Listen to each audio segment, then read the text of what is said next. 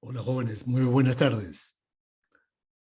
Bueno, vamos a tener nuestra segunda clase y vamos a acostumbrarnos a venir temprano, ¿no? Que decir, a entrar a la clase temprano. Lo digo por sus compañeros que todavía no se han conectado.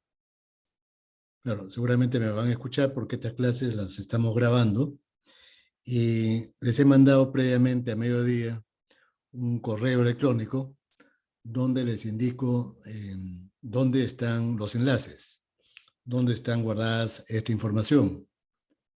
Voy a compartir pantalla ahorita en este momento con ustedes para mostrarles eso.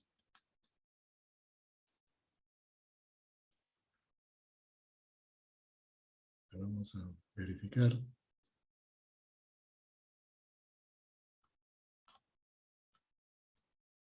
Sí, sí estoy compartiendo. Bueno, la primera información es sobre la ubicación de las clases grabadas. Este es el enlace, ¿ya? Que está en el Google Drive. Ya los he incluido, quisiera compartiendo la información con sus nombres de ustedes. Entonces solamente basta enlazarse con ese enlace, valga la redundancia, y van a tener acceso a las clases grabadas. Lo mismo, en el mismo correo que les he enviado a mediodía, también aparece dónde se ubican los PPTs, los PowerPoints, y también los libros escaneados. Todos los libros escaneados que están a disposición de ustedes, ¿no? Principalmente la bibliografía principal, el libro de Hovack, el libro de Haywood y el libro de Stone, además de los libros accesorios, ¿no? Complementarios. Bueno, eso está aquí en este enlace, ¿no? También está en el Google Drive. Estos PPTs están también en el aula virtual. ¿Ya? Voy a procurar actualizar simultáneamente. Es el mismo contenido, pero voy a procurar que la actualización sea en simultáneo en los dos enlaces, tanto en el Google Drive como en el aula virtual. ¿Ya? Es decir, eso depende qué tan rápido uno ingresa o la costumbre de ingresar o a un enlace u a otro, ¿no? También he visto que las matrículas se han actualizado, ¿no? Pero esto ha influido principalmente en la sección A y B. Inicialmente tenía 22 alumnos inscritos en las secciones A y B y ha pasado de 22 a 37. Se ha duplicado la cantidad de alumnos en estas dos primeras secciones, ¿no? Claro, para la teoría no hay mucho problema, salvo para corregir exámenes. El problema va a radicar en los laboratorios. En una de las secciones está superpoblada, ¿no? Y no está concordante con las normas sanitarias. En las secciones de ustedes, en las secciones C y D, estas son las C y D, la cantidad de matriculados es 19. No ha cambiado, ¿no? Se ha mantenido, pero lo que he observado es que algunos alumnos que estaban inscritos inicialmente en las secciones C y D han pasado a las secciones A y B, algunos de ellos, 2 o 3 casos, ¿no? 2 o 3 alumnos. Y lo mismo ha ocurrido con las secciones A y B, han pasado también la misma cantidad de alumnos a las secciones C y D. Han cambiado de horario, en otras palabras, ¿no? Entonces, por eso que la cantidad se mantiene igual. Como el proceso de matrícula y de casos especiales ya concluyó, entonces supongo que estos números ya no cambian, ¿no? Y si es que cambian, cambian seguramente mínimamente, ¿no? Un alumno más matriculado, 2 alumnos más, y no creo que se autorice más, ¿no? Bueno, 19 es manejable en los laboratorios, ¿no? Eso está de acuerdo a las reglas establecidas para los laboratorios presenciales. Es decir, esa es la información previa, preliminar, que quería darles. Pero también quedaron algunas cosas pendientes en la clase pasada. Por ejemplo, es importante que haya un enlace, un alumno que sea, digamos, el representante de ustedes, ¿no? Que es decir, un representante alumno, ¿no? Es decir, para que si tienen algún pedido, algún reclamo o algo por el estilo, algo en particular, entonces a través de su representante me lo comunican. Claro, en última instancia, ustedes mismos pueden también pedirme directamente a mi correo, pero a veces es más fácil de repente canalizarlo a través de un representante estudiantil, un compañero de ustedes, ¿no? Entonces yo quisiera, por favor, que ustedes mismos escojan a su representante, a su delegado, delegado se llama, ¿no? A su delegado. Dice, como tienen ya varios años estudiando cursos comunes, entonces mejor que ustedes, nadie va a escoger un delegado. Otro asunto que también quedó pendiente y que no me olvidé de decirles es que es necesario una prueba de entrada. Que si en todos los cursos, al inicio del ciclo, se necesita una prueba de entrada para ver cuál es el nivel de conocimientos con los cuales ustedes llegan al curso. Es decir, me refiero, ¿cuál es el nivel que tienen en termodinámica? ¿Cuál es el nivel que tienen en mecánica de fluidos? Que son los prerequisitos, ¿no? ¿Cuál es el nivel que tienen en laboratorios básicos para medir presión, temperatura o potencia, ¿no? Pero cosas básicas, ya saben ustedes cómo son las pruebas de entrada.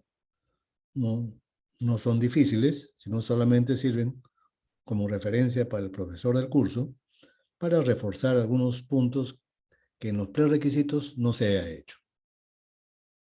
Estos exámenes son anónimos y lo vamos a hacer virtual también, ¿no? Lo vamos a hacer de forma virtual. Yo voy a proponer que sea un examen común para las 4 secciones el día sábado. No sé si tendrán algún problema que sea el día sábado en la tarde. Por ejemplo, podría ser de 5 a 5:40, 40 minutos como máximo, ¿no?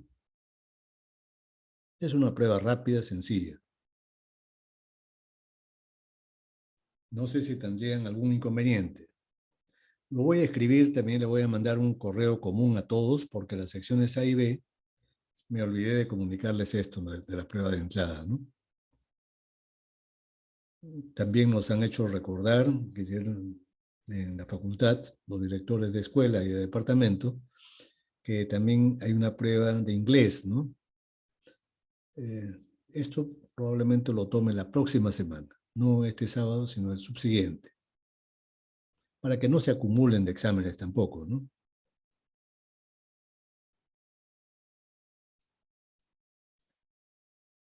Ya.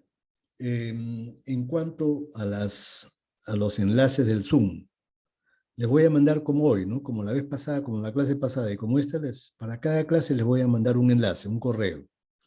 No lo voy a programar con anticipación, ¿sí? Sino cada vez les voy a mandar un nuevo enlace y un cuarto de hora antes de que comience la clase. Pero yo lo voy a comenzar puntualmente, ¿no? La clase comienza a las 5 y a las 5 en punto voy a comenzar. Así haya un solo alumno. O de repente ninguno, ¿no? Como las clases son grabadas, entonces, que se va a grabar desde el inicio, de las 5 de la tarde hasta que termine la clase. Vamos a acostumbrarnos, a ser puntuales, ¿no?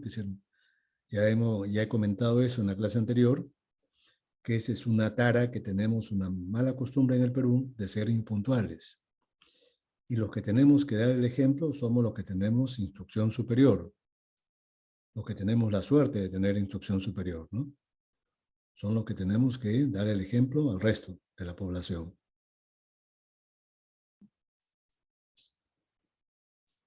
De jóvenes, quisieran. Entonces, esas son las pautas que me faltaban indicarles a ustedes. No sé si tienen alguna consulta con respecto a lo que he dicho ahora o con respecto a cualquier cosa. Ingeniero, buenas tardes. Buenas tardes. Eh, Recién me han aceptado mi cambio de sección. Bueno, la solicitud de clases especiales ya me la aceptaron. Sí. Pasé a la sección C, no sé, pero no sé si le puedo dar mi correo para que me lo Eh, pueda agregar y me envíe el enlace de los Zoom. Por supuesto. Yo he actualizado ahora con lo que me ha enviado Orce y Overae, Ah, pero si el ya. caso suyo no está, entonces si no le he mandado el enlace hoy día, entonces mándeme un correo y yo lo agrego de inmediato. Eh, Su correo, disculpe, ¿cuál sería? A ver, vamos a ponerlo acá. Es el correo con que ustedes se han enlazado, voy a ponerlo acá. JG Lira C arroba hotmail.com. Hotmail.com.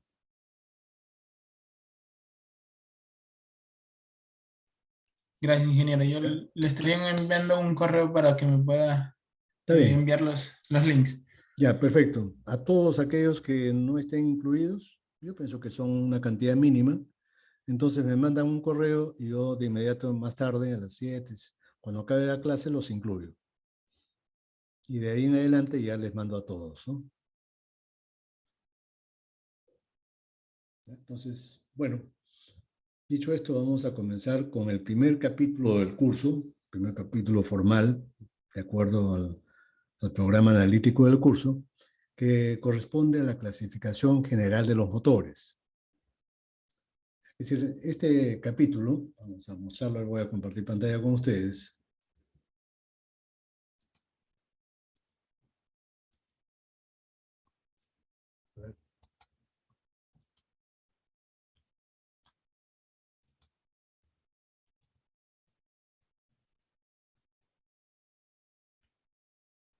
Ya. Es decir, eh, con este capítulo lo que se pretende es dar un panorama amplio de las diferencias entre los diferentes tipos de motores. Es decir, qué cosa los diferencia, ¿no? Para que ustedes sepan identificar y cuáles son las características de estas diferencias. Por ejemplo, vamos a clasificarlos de acuerdo a criterios. Y curiosamente estos criterios coinciden entre los principales autores de libros de motores. No es casualidad, por ejemplo, que los criterios establecidos por Hovak es el autor del libro que utilizamos en el curso, ¿no? Es un autor ruso que coincide con otro autor de la escuela norteamericana, que es Haywood. Voy a escribirlo acá para que ustedes lo encuentren en los libros que he proporcionado. John Haywood. Es decir, en ese enlace donde les he indicado que están los PPTs, los PowerPoints, no solamente están los PowerPoints, también están los libros escaneados. Y en esos escaneados está el libro de Haywood, que es un autor, que es decir, universal. Los principales investigadores y autores de papers, de artículos, de inventos, de motores, siempre han tomado como referencia lo escrito o lo dicho por Haywood. Entonces, ambos autores, y los más importantes también, coinciden en estos mismos criterios. Estos criterios son generales, son universales. Por ejemplo, los motores se diferencian según el campo de aplicación, pudiendo ser o motores para vehículos de transporte o motores estacionarios para la generación de energía eléctrica, ¿no? Hay dos grandes grupos, como se indica acá. También lo podemos diferenciar, por ejemplo, según el tipo de combustible. La mayor parte de motores consumen combustibles líquidos. Y estos combustibles líquidos, los más importantes, son derivados del petróleo, las gasolinas y los gasóleos. A los gasóleos en nuestro medio le llamamos petróleo diésel, pero el nombre técnico universal es gasóleo o gasoil en inglés, ¿no? Esos son los más importantes, pero no son los únicos. Ahora a los combustibles tradicionales, a la gasolina y a los petróleos, se los mezcla, en muchos países los mezclamos con biocombustibles, es decir, combustibles provenientes de productos vegetales, de plantas. El principal producto vegetal que se mezcla con la gasolina, por ejemplo, es el etanol, ¿no? Que es alcohol, gasolina con alcohol. Un porcentaje pequeño, por supuesto, de etanol. Y a esa mezcla se le llama gasol. Eso lo voy a indicar después, escribiendo ahí encima de la diapositiva, ¿no? Gasol. Y al petróleo, al gasóleo, se lo mezcla con biodiesel. El biodiesel es un aceite de origen vegetal, como el aceite vegetal que utilizamos para cocinar, solamente que se le hace un proceso químico para quitarle la glicerina, ¿no? Que es una grasa. A ese aceite vegetal que utilizamos para cocinar, se le quita esa glicerina y ese aceite se convierte en biodiesel y recién se hace apto para ser utilizado en un motor diésel. Bueno, en la actualidad se mezcla el petróleo con el biodiesel. Pero además también se utilizan combustibles gaseosos. Estos combustibles gaseosos se utilizan principalmente en motores de encendido por chispa que trabajan con el ciclo Otto. Por ejemplo, tenemos el GNV, el GLP, el biogás, el hidrógeno o cualquier combustible, cualquier gas que sea combustible, propano, butano, ¿no? El etano. Cualquier gas que se pueda quemar se utiliza generalmente en un motor de encendido por chispa. Así lo vamos a simbolizar, un motor HE, con mayúsculas. Motor de encendido por chispa, que sigue en el ciclo Otto. Ciclo Otto. Es difícil encontrar un motor diésel, es mucho más complicado utilizar un combustible gaseoso en un motor diésel. Después también podemos diferenciarlo, pasamos a otro criterio, nos salteamos ese, que no es muy importante para la explicación. Por ejemplo, de acuerdo a la forma con que se efectúa el ciclo mecánico. Eso hemos explicado algo en la clase pasada, ¿no? Es decir, el criterio 6. Es decir, cómo se realiza el ciclo mecánico del motor, o en 4 tiempos o en 2 tiempos. En 4 carreras del pistón o en 2 carreras del pistón, ¿no? Entonces acá podemos ver eso, 4 tiempos o 2 tiempos. Los motores de 4 tiempos se utilizan principalmente en los motores automotrices, sea que utilizan el ciclo Otto o el ciclo diésel. Automóviles, camiones, incluso motocicletas, ¿ya? Omnibuses, etc. Los vehículos más pequeños son motores que utilizan gasolina como combustible y el encendido es por chispa. Y los motores más grandes son motores diésel. Después vamos a explicar por qué. ¿Ya? Estos motores de 4 tiempos, a su vez, se subdividen de acuerdo a la forma con que se alimentan de aire o de mezcla. En los motores, por ejemplo, donde el aire ingresa solo a la cámara de combustión, al cilindro del motor, se le llama de aspiración natural. Y ustedes se preguntarán, ¿y cómo es que el aire puede ingresar solo? Pues ya hemos visto algo en la figura, en la explicación de la clase pasada. Eso ocurre cuando el pistón comienza a descender y estando la válvula de admisión abierta, ese descenso del pistón provoca un aumento del volumen en el cilindro del motor. Y ese aumento de volumen provoca vacío dentro del cilindro. El vacío es el que se encarga de succionar al aire o a la mezcla. No necesitando de ningún otro elemento, no necesita de un compresor ni de ningún elemento auxiliar para que entre el aire. El aire entra solamente por el vacío que ocurre dentro del cilindro cuando el pistón comienza a bajar. Ahora, hay una tendencia en la actualidad, sobre todo en los motores diésel, de fabricarlos con un turbocompresor. dotarlos de un turbocompresor o de un compresor. Ese compresor es el que se encarga de alimentar al motor de aire a presión. ¿Qué cosa se gana con eso? Que durante la carrera de admisión entre mayor flujo másico de aire al motor, producto del trabajo del compresor, ¿no? Entra más aire, más kilogramos, masa, ¿no? Y entonces, si entra más kilogramos de aire y nosotros ponemos como premisa que la relación aire-combustible no cambia, ¿qué va a significar eso?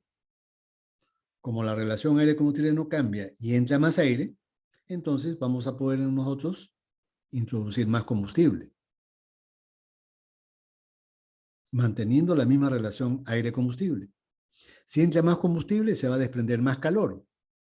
Y si se desprende más calor, el motor va a desarrollar más potencia. Con el mismo motor, no necesitamos sobredimensionarlo, ni hacerlo más grande, ni nada por el estilo. Con el mismo motor podemos obtener más potencia. ¿Y eso dónde es útil? Eso es particularmente útil en los motores automotrices. En los motores automotrices se requiere que el motor sea potente, pero liviano a la vez. Que no pese mucho, que no ocupe mucho espacio. ¿Está bien? A esos motores entonces le llama sobrealimentados. Cuando utilizamos un medio auxiliar para precomprimir al aire o a la mezcla aire-combustible que ingresa al motor durante la admisión. En los motores de 2 tiempos es imprescindible que haya un compresor. Si no, el aire no ingresa. Eso lo vamos a explicar con las figuras correspondientes, con los gráficos correspondientes. Los motores de 2 tiempos los motores grandes necesitan de un compresor, de forma imprescindible. A ese compresor generalmente se le llama soplador Roots. Vamos a ver después, mediante un video, cómo trabajan estos sopladores, ¿no? Y así por el estilo. Hay diversos criterios, por ejemplo, el último, ¿no? Para saltearnos, cada uno de ellos lo vamos a explicar, es de acuerdo a la sustancia que utilizamos como refrigerante. Resulta que los motores necesitan ser refrigerados, si no, corremos el riesgo que durante la combustión los elementos que tengan bajo punto de fusión se colapsen, se fundan o se deformen. Entonces, si una pieza del motor que está en movimiento se deforma, eso significa el colapso del motor. Entonces, por eso que en forma imprescindible necesitamos nosotros enfriarlo. A pesar de que ese enfriamiento hace que la eficiencia baje. Pero si no lo enfriamos, el motor va a colapsar. ¿Qué cosa utilizamos como refrigerante? Podemos utilizar un refrigerante líquido o el aire. El refrigerante líquido generalmente es agua más un refrigerante.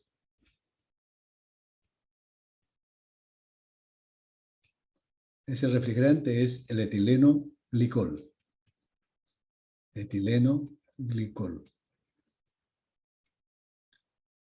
Es una sustancia, un líquido, que tiene un punto de ebullición más alto que el agua, ¿no? Que nos permita trabajar con mayores temperaturas, sin que el agua hierva. Por supuesto, este sistema requiere que en la estructura del motor haya una serie de conductos a través de los cuales circula el agua y enfría a los componentes que están siendo calentados. Eso complica, por supuesto, la fabricación y la fundición. Es más complicado, ¿no? Más fácil es refrigerarlo por aire. En la refrigeración por aire solamente requerimos que el motor, en la parte del monobloc, en la parte de la culata, tenga aletas de enfriamiento. Entonces, cuando ese motor, por ejemplo, de motocicleta está circulando, El movimiento de la motocicleta hace que el aire circule entre las aletas, enfriando a los componentes del motor. ¿Está claro? Entonces, cada uno de estos criterios lo vamos a revisar, lo vamos a explicar con detenimiento, con cierto detenimiento, ¿no? Tampoco muy profundo porque es la primera clase. Vamos a comenzar con el primer criterio, pero no sé si hay preguntas previamente. ¿Hay preguntas? Ya saben ustedes que en cualquier momento me pueden preguntar, ¿ya? Si algo que estoy diciendo no se entiende o no está muy claro o quieren ustedes alguna respuesta adicional, entonces me preguntan nomás, ¿ya? Con toda confianza. Y eso a la clase ya les he dicho que la hace más interesante, ¿no? A ver, vamos a ver el primer criterio, ¿no? Que es el más elemental, el más fácil de entender, es según el campo de aplicación, ¿no? Hay dos grandes campos de aplicación de los motores. El primero, el más conocido, es como máquina motriz en vehículos de transporte. Es como la máquina motriz de vehículos de transporte. Ese transporte puede ser terrestre, marítimo o marino y aéreo. También podemos incluir el fluvial y el lacustre, ¿no? Pero eso es en una escala mucho menor.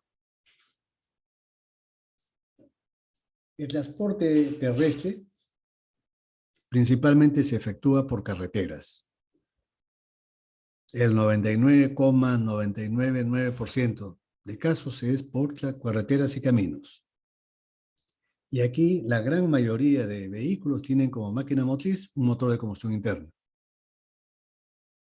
Sería muy difícil, debe haber, ¿no? Debe haber, por supuesto, deben haber vehículos que tienen una turbina de gas o que tienen un motor Stirling, ¿no? O como antiguamente los vehículos tenían un motor de vapor. Pero eso en la actualidad ya no existe. La mayor parte de vehículos que transitan por carreteras tienen un motor de combustión interna como máquina motriz. Desde las más pequeñas, como las motocicletas o scooters, ¿no? O bicimotos, pasando por los autos, camionetas, omnibuses, furgones, hasta los camiones de carga, ¿no? Camiones, volquetes, cisternas, tractocamiones, trailers, todo tipo de vehículo de transporte, ¿no? De carga o de pasajeros. A los autos, por si acaso, de 4 puertas, se les llama sedanes, autosedán, o también se le llama turismos. Simplemente turismo, no vehículo de turismo, se le llama turismos. Es una costumbre de llamarlos así, ¿no? Por si acaso, a los autos de 4 puertas se le llama así, sedán o turismo. Si son de 2 puertas, son coupé. Coupé. Los motores más pequeños son motores de gasolina. No van a encontrar ustedes una bicimoto con motor diésel. Son motores a gasolina. Motores generalmente los más pequeñitos para scooters, para bicimotos, son de 2 tiempos. Pero las motocicletas ya no tienen motores de 2 tiempos, son motores de 4 tiempos a gasolina. Ya hemos explicado de que los motores de 2 tiempos son altamente contaminantes, los de gasolina, no los diésel. Los contaminantes son los motores de 2 tiempos a gasolina.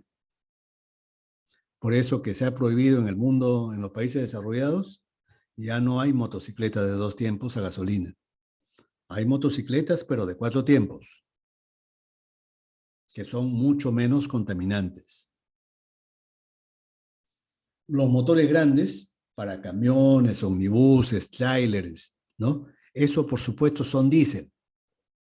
Los motores diésel tienen la característica que son mucho más eficientes que los motores a gasolina.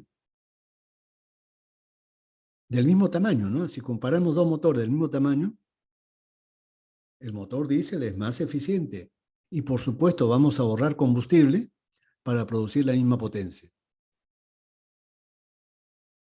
Vamos a utilizar menos combustible en el motor diésel y producimos la misma potencia. Y el combustible diésel es un poquito más barato que la gasolina, ¿no? Claro, dependiendo del octanaje de la gasolina, ¿no? Si hablamos de gasolina 97 octanos, por supuesto, esa es más cara que el petróleo definitivamente. Pero si comparamos la gasolina 90 con el diésel, más o menos por ahí van, ¿no? En cuanto a precios.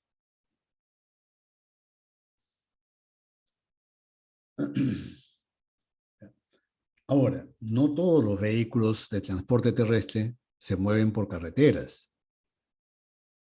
Hay vehículos que no se mueven en carreteras, que no tienen placa de rodaje. ¿Ya? Es decir, que transitan o por interiores o no por caminos, sino por senderos.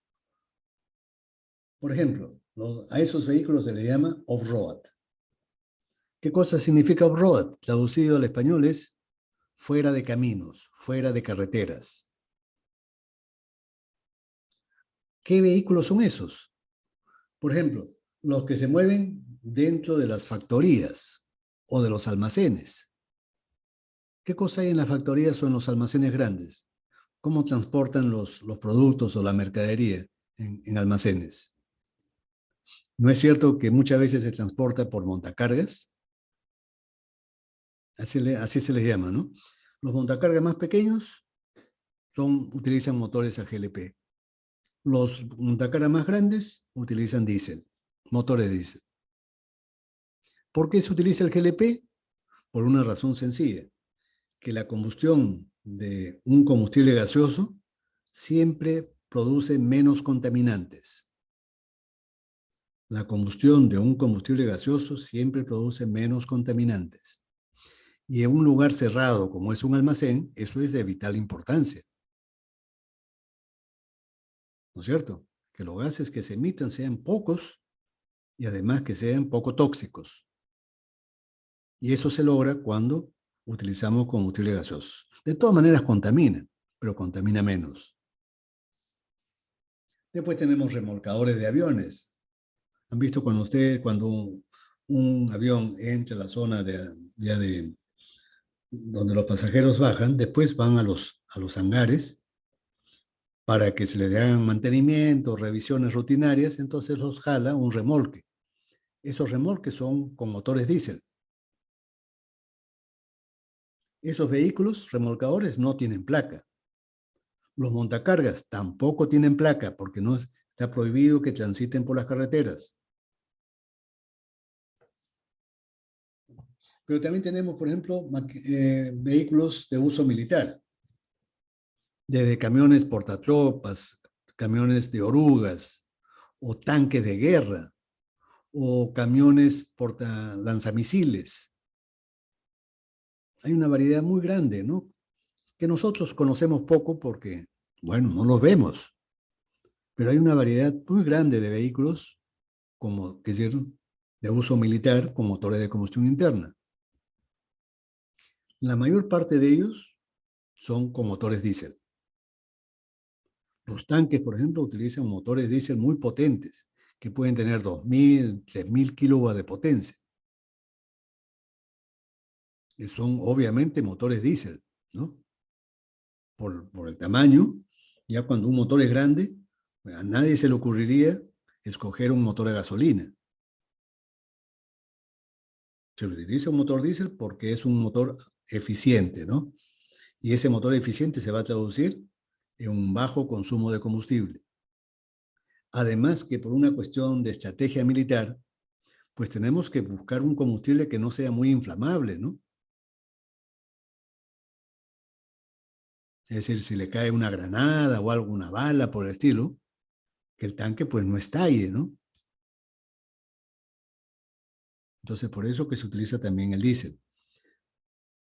Estos motores de tanques, por ejemplo, tienen la particularidad que son refrigerados por aire. También por una cuestión de estrategia militar, para que en medio de la batalla no se queden sin refrigerante. El aire siempre va a estar ahí disponible, ¿no? En cambio, la refrigeración por líquido puede fallar. Y si falla eso, el tanque ya, pues, ya fue destruido, ¿no? Por el enemigo. Después tenemos maquinaria agrícola. De todo tipo, de todo tamaño.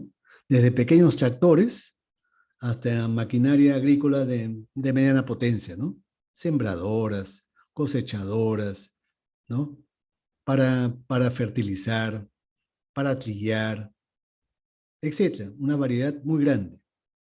La maquinaria agrícola de un tamaño pequeño o mediano utilizan motores de gasolina. Pero para maquinaria pesada, para maquinaria agrícola de gran potencia, entonces por los niveles de consumo de combustible, se opta por un motor diésel, obviamente, para economizar combustible, ¿no?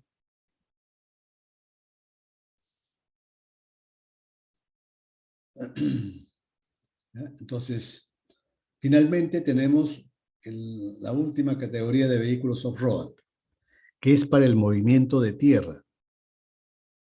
Ahí tenemos, por ejemplo, excavadoras, retroexcavadoras, cargadores frontales, ¿no? O máquinas para asfaltar, para pavimentar, aplanadoras, etcétera. No solamente para mover tierra, sino también para construir caminos. Nosotros le llamamos en general maquinaria pesada. Esa maquinaria pesada, por lo general también, son con motores diésel, porque requieren motores potentes. Ya saben ustedes la razón, ¿no? Cuando la potencia es apreciable, entonces el motor idóneo para eso es el motor diésel por su alta eficiencia, porque nos va a producir economía de combustible. Poco gasto, en otras palabras, ¿no? Ahora, el otro medio de transporte terrestre, pero que acá en nuestro país no está muy difundido, es el transporte ferroviario a través de trenes, donde la máquina motriz está en una locomotora, ¿no? Ferrocarriles. Los ferrocarriles necesitan, dependiendo de los vagones que necesita arrastrar, motores de 4.000, 4.500 kilowatts de potencia. Son motores de alta potencia, ¿no? 4 megas. Estos motores de ferrocarril, voy a mostrarles un gráfico, son bien interesantes. Vean por qué, ¿no? Aquí tenemos el esquema en la parte inferior izquierda. Inferior izquierda, acá. Vean ustedes, de acuerdo al dibujo, al esquema, el motor diésel no mueve directamente al sistema de transmisión de las ruedas, sino que el motor diésel está acoplado a un generador eléctrico.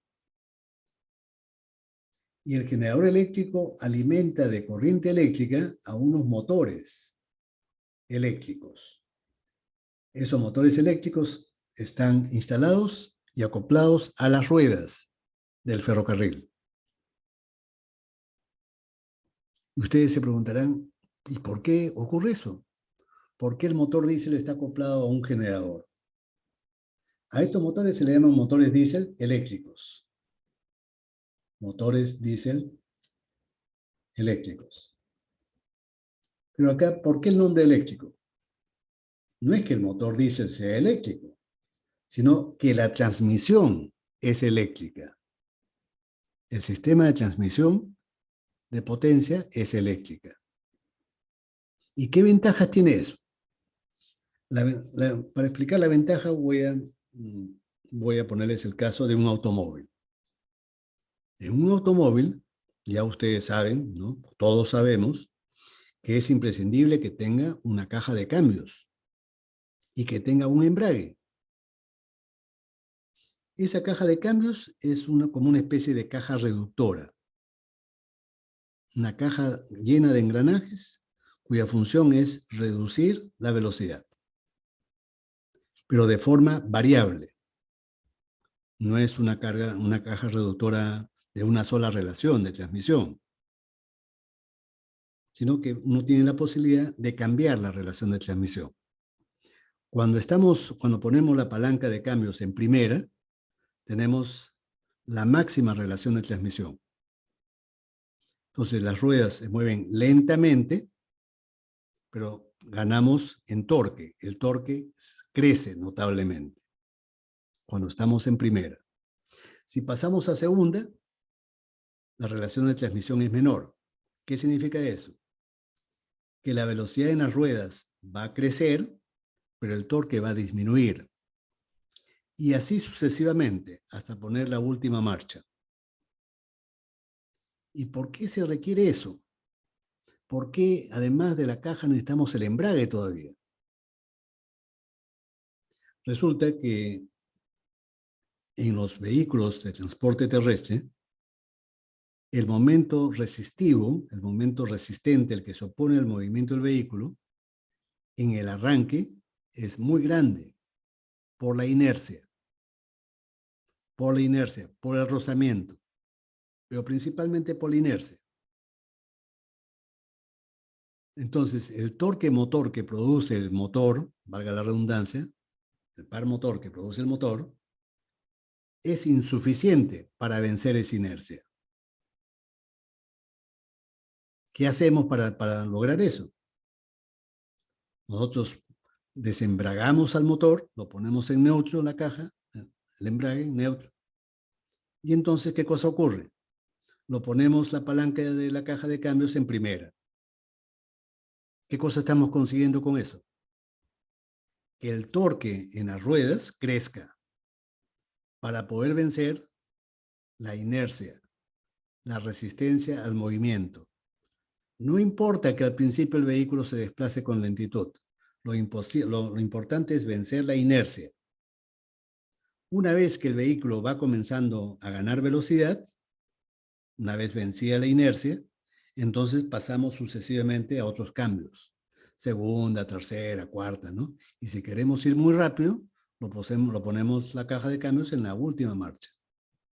En quinta, sexta, ¿no? Hay algunos que tienen hasta séptima. ¿Está claro?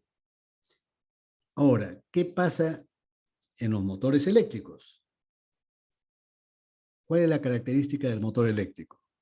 A diferencia del motor de combustión interna. El motor de combustión interna, cuando recién se pone en funcionamiento, su par motor es muy pequeño. Por eso hay que multiplicarlo a través de una caja de cambios de alta relación de transmisión. En el arranque de un vehículo hay que poner la caja de cambios en primera para que el torque en las ruedas sea alto. En los vehículos eléctricos, que ahora están muy de moda, ¿qué características tiene el motor eléctrico? Que es todo lo contrario. El par motor de arranque es muy alto.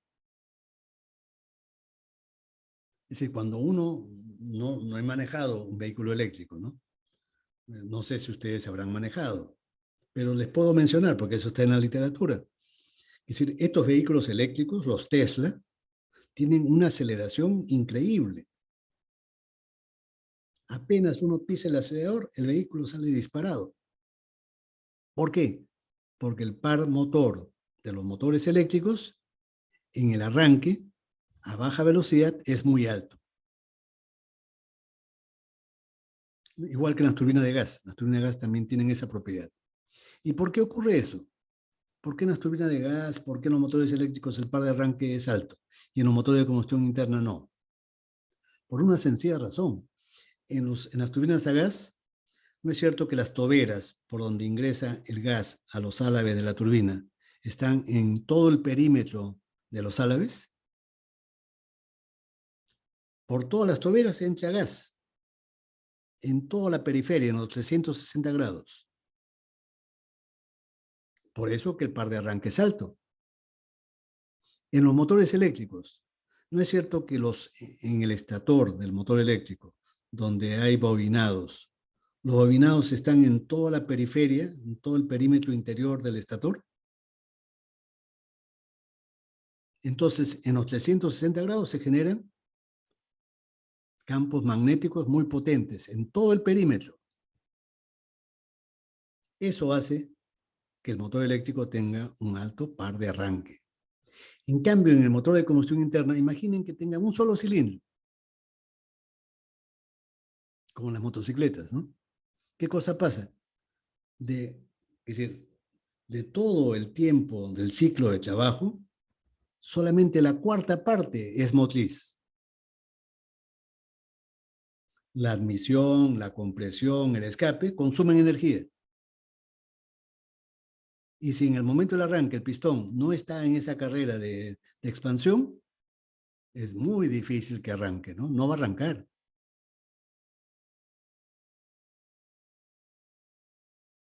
Entonces, esa es la ventaja de instalar un generador acoplado al motor diésel, ¿no? Y el motor diésel se encarga de alimentar los motores. Y como el motor eléctrico tiene un par de arranque muy bueno, lo hace ideal para un vehículo que tiene pues toneladas que vencer de inercia. Si en un automóvil es difícil arrancarlo, ya se imaginarán ustedes en una locomotora. ¿Se ha entendido eso, por favor? Pero yo quiero que no se conformen con la explicación. Esto es interesante, ¿no? Quiero que después entren ustedes a Google o a cualquier página de internet y busquen sobre estos motores diésel eléctricos para locomotoras o para barcos.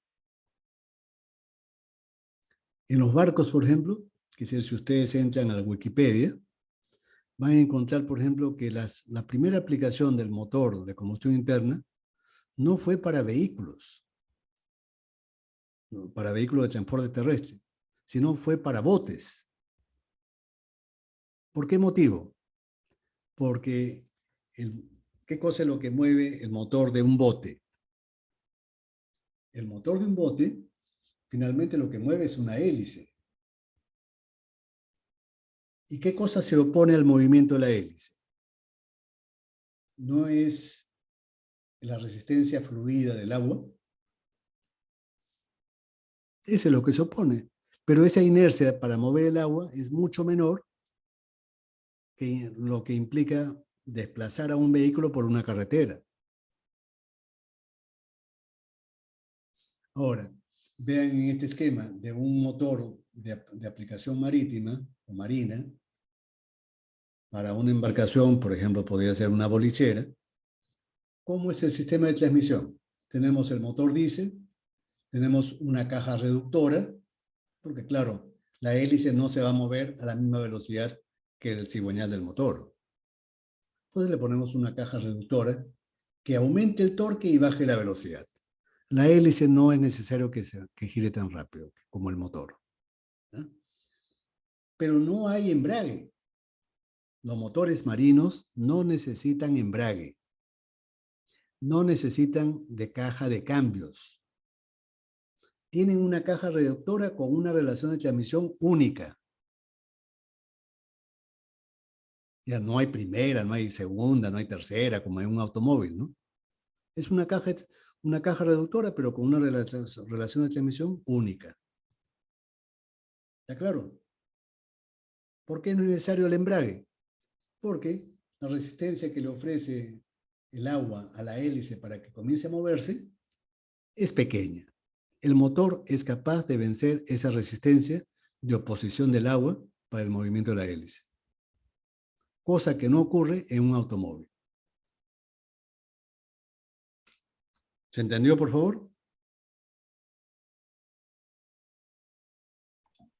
Ingeniero, Sí. ¿Se entendió bien? ingeniero, también quería comentarle algo, Sí. en que, como dicen, ¿no? Que las lanchas ya no requieren cambios, porque en todo su recorrido van a estar en agua siempre, y creo que esa resistencia ya sería constante en todo el recorrido, ¿no? La resistencia al movimiento de la hélice cambia también en el agua, pero es mínima si la comparamos con la resistencia que ofrece la inercia y el rozamiento para el movimiento de un automóvil. Si la hélice se mueve más rápido, la resistencia que le ofrece el agua también crece. que si por eso, si queremos nosotros que un ventilador, por ejemplo, se mueva más rápido, nosotros lo ponemos en una velocidad más alta, pero también el ventilador va a consumir mayor energía eléctrica. ¿Por qué consume mayor energía eléctrica? Porque el aire le ofrece más resistencia si la hélice se mueve más rápido. Pero ningún ventilador necesita un embrague. En cambio, en el motor de combustión interna, el motor primeramente lo ponemos en neutro a la caja para que el motor se acelere un poco, no haya resistencia. Y una vez que el motor agarró velocidad, recién lo embragamos. Con el motor de barco no necesitamos hacer eso. No tiene embrague. ¿Está claro? ¿Se entiende la razón de ser de un embrague? Sí, ingeniero, Es muy claro. desacoplar al motor de las ruedas, de tal forma que no haya oposición inicial al movimiento de cigüeñal del motor. Recién cuando el motor alcanza cierta velocidad, ahí lo embragamos.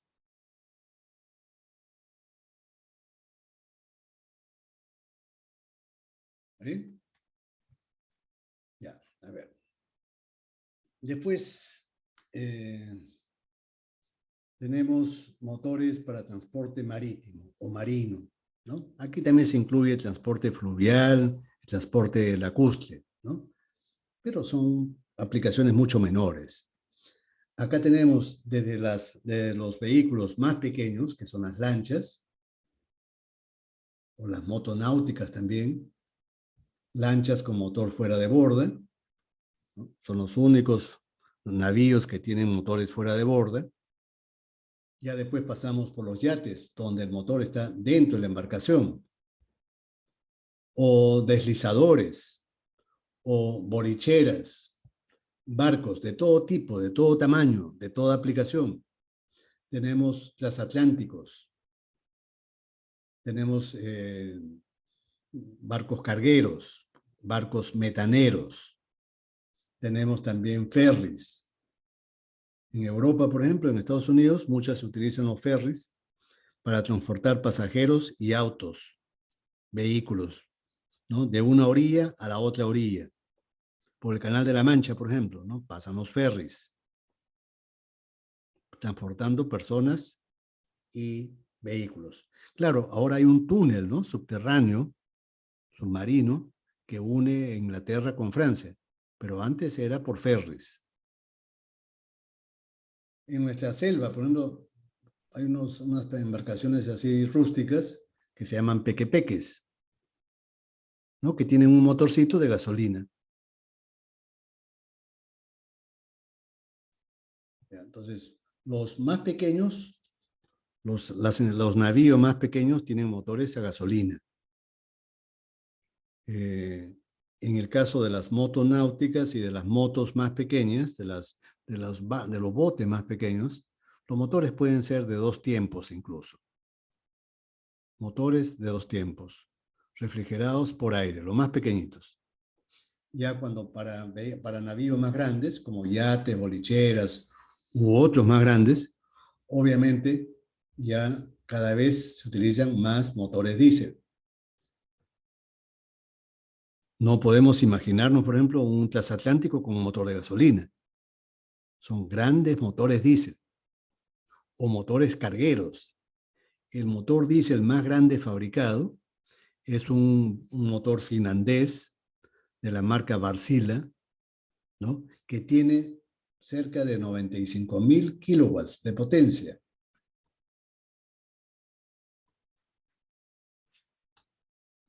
El motor es del tamaño de un edificio pequeño, inmenso. ¿Está bien? Obviamente este motor es diésel. Es un motor diésel de 2 tiempos, este motor, de este barco, es un motor diésel de 2 tiempos, de petróleo obviamente, sobrealimentado, que tiene de 7 a 14 cilindros.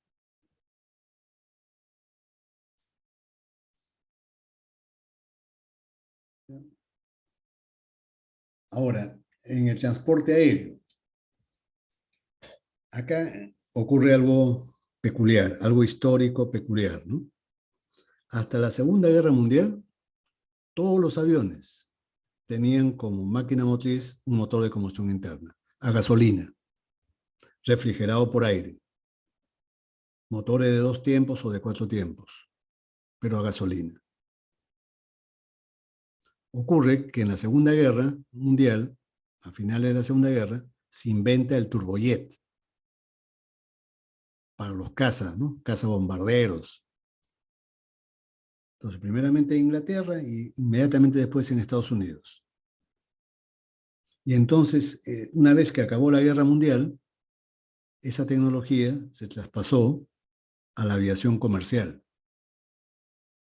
Y los grandes aviones ya fueron jets, con turbinas a gas. Y esas turbinas, ¿no?, por su relación peso a potencia, pues desplazaron, y por el rango de potencia también, desplazaron al motor de combustión interna casi por completo. Solamente se utilizan motores de combustión interna en los aviones pequeños, por ejemplo en avionetas, o pequeños helicópteros. Pequeños helicópteros, los grandes helicópteros tienen turbina de gas. También pueden haber ultraligeros. Este término es conocido por ustedes, ultraligeros. De repente no, pero si le ponemos otro nombre, alas delta. Ala delta motorizada.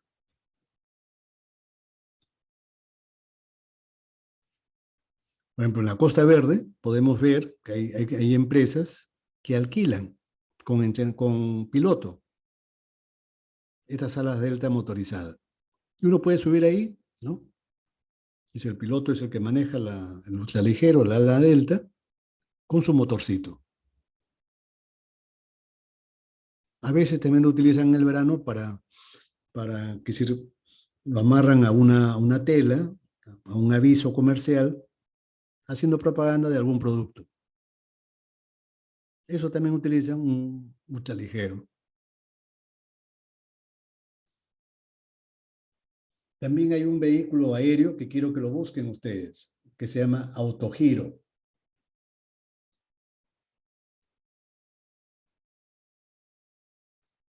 Es un pequeño avioncito que tiene 2 hélices. Una hélice de propulsión y otra hélice como el helicóptero. Pero quiero que ustedes lo busquen. Obviamente estos motores, el motor de propulsión, es con motor a gasolina.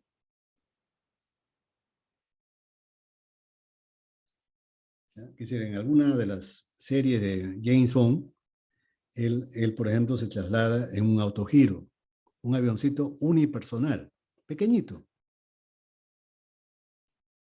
¿Ya? Eso hay, la Fuerza Aérea tiene, por ejemplo. Y deben haber usuarios civiles que también tienen autogiros. Pero es más que todo deportivo, ¿no? Más que todo es deportivo. Ahora, en motores, es decir, la otra aplicación importante es en el campo de motores estacionarios para la generación de energía eléctrica, en las llamadas centrales termoeléctricas. Estas centrales termoeléctricas utilizan grandes grupos electrógenos diésel, como el que voy a mostrar acá, ¿no? Muestra acá. Un grupo de electrógenos diésel. Pueden ser de 4 tiempos o de 2 tiempos. Los más grandes y los más eficientes son los grandes de 2 tiempos. Todos, es decir, de refrigeración por aire, por líquido, perdón, por líquido. No van a encontrar un grupo de electrógeno de esta magnitud refrigerado por aire, sería imposible. El aire no proporciona el suficiente enfriamiento. Después vamos a ver cuál es la diferencia, ¿no?, entre refrigerarlo por aire y por líquido. También tenemos, por ejemplo, para gasoductos. El gas que sale de los yacimientos gasíferos no se difunde solo por la tubería. Hay que impulsarlo. ¿Y cómo se impulsa el gas? Comprimiéndolo para que haya alta presión. Y esa alta presión, es decir, es la que obliga al fluido a moverse. Pero ¿quién comprime al aire? ¿Qué cosa comprime al aire? Un compresor. Pero ese compresor es una máquina que requiere energía para moverse. ¿Quién mueve el compresor? Un motor de combustión interna o una turbina a gas. Si la máquina es un motor de combustión interna, entonces ese motor se alimenta del propio gas que está conduciendo, que está transportando. Ese motor es un motor transformado, modificado. Originalmente fue diésel y lo modifican para que trabaje con el ciclo Otto, no con bujías. ¿Está claro? Entonces el gas no se transporta solo, hay que impulsarlo y se lo impulsa comprimiéndolo. Claro, en los gasoductos más grandes, ya por una cuestión de potencia, se utilizan turbinas a gas. Las turbinas a gas proporcionan mucho más potencia a un menor precio. Aplicaciones de motores estacionarios pequeños son los que vemos ahí en la figura, en la parte superior. Grupos electrógenos, ¿no? De toda potencia. Hay grupos electrógenos de 1,5 kW, por ejemplo. Son motores a gasolina, los más pequeños. Refrigerados por aire, para que sean más económicos, ¿no? La refrigeración por aire siempre es más sencilla, pero no enfría mucho. Por eso solamente se aplica en motores pequeños. En los motores más grandes, ya los motores no son gasolineros, son motores diésel. Por ejemplo, un grupo electrógeno de 30, 40, 50 kilowatts, ya no son de gasolina, sino por su nivel de consumo, se prefiere que sean diésel. Aquí tenemos una motobomba, ¿no? Un motor de combustión interna acoplado directamente a una bomba hidráulica para bombear agua. O tenemos una máquina para construcción. A esa máquina se le llama bomba hormigonera. Esa bomba hormigonera se encarga de mezclar la arena con el cemento y la piedra chancada y el agua, ¿no? Pero esa máquina no se mueve sola, tiene un motor de combustión interna. En este caso se ve que está remolcada, ¿no? Que tiene 2 ruedas y acá tiene un remolque para acoplarlo a una camioneta, a un camión. Pero en bombas hormigoneras más grandes, la bomba es parte integrante del camión. Parte integrante del camión. Acá seguramente ustedes han tenido la oportunidad de ver, ¿no? Por Lima circulan. Que es donde esa máquina es rotativa y constantemente está funcionando, ¿no? Eso es para evitar que el cemento, el concreto se pegue ahí cuando se seca. Si la máquina no se moviera, ese concreto se va a secar y nadie lo va a sacar, ni siquiera con dinamita.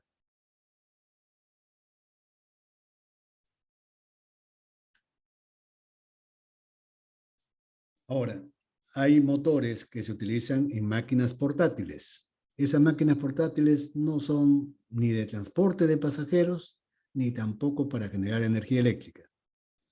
¿Cuáles son esas máquinas portátiles? El ejemplo típico es la motosierra o la cortadora de césped, ¿no? O la sopladora de nieve. Estas máquinas utilizan un motor de gasolina, pero son motores de 2 tiempos. ¿Por qué aquí sí se permite motores de 2 tiempos? Ya sabemos que el motor de 2 tiempos es contaminante, ¿no? Pero como son máquinas pequeñas, la contaminación que van a producir es pequeña. Y además la máquina no está pues funcionando todo el tiempo, ¿no? En el mismo sitio. Ya sabemos que estos motores de 2 tiempos, por ejemplo, tienen la ventaja de que su cárter es seco. El cárter es seco.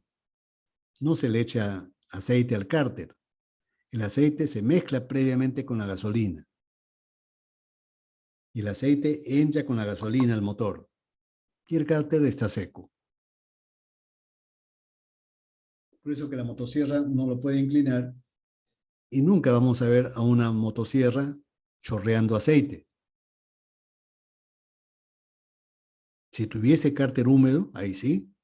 Si le inclinamos, por algún sitio va a salir el aceite. Pero estos motores de dos tiempos a gasolina pequeños, tienen cárter seco. ¿No? Repito, motores de gasolina pequeños.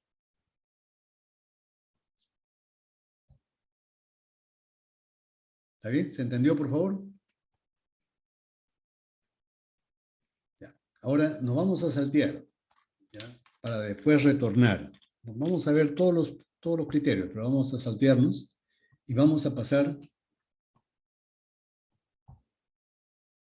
Bueno, esto está acá, quedó con la marca de la clase pasada. No, a ver. Vamos a ver, el sexto criterio. Según el método de efectuar el ciclo mecánico de trabajo. Esto en la parte final de la clase pasada ya vimos algunas figuras, ¿no? Algunas figuras animadas. Vamos a repetirlo y vamos a explicarlo con un poquito más de profundidad. ¿Ya? El ciclo de trabajo de un motor de combustión interna puede realizarse o en 4 carreras del pistón o en 2 carreras. Cuando el ciclo se realiza en 4 carreras, se dice que el motor es de 4 tiempos. Si el ciclo se realiza en 2 carreras solamente, se dice que de 2 tiempos. ¿Ya? La gran mayoría de motores, sobre todo los de transporte terrestre, son motores de 4 tiempos. La gran mayoría. Salvo los motores de ferrocarril, ¿no? Que algunos pueden ser de 2 tiempos. Pero todo lo que se mueve en carretera son motores de 4 tiempos. Los motores de 4 tiempos pueden ser, a su vez, de aspiración natural o sobrealimentados. Voy a pasar una figura para que se pueda entender mejor.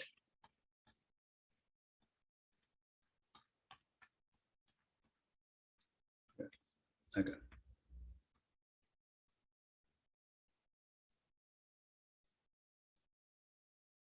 Ya. Este es el esquema. En la parte derecha se muestra el esquema de un motor de 4 tiempos, donde todo el ciclo de trabajo se realiza en 4 carreras del pistón.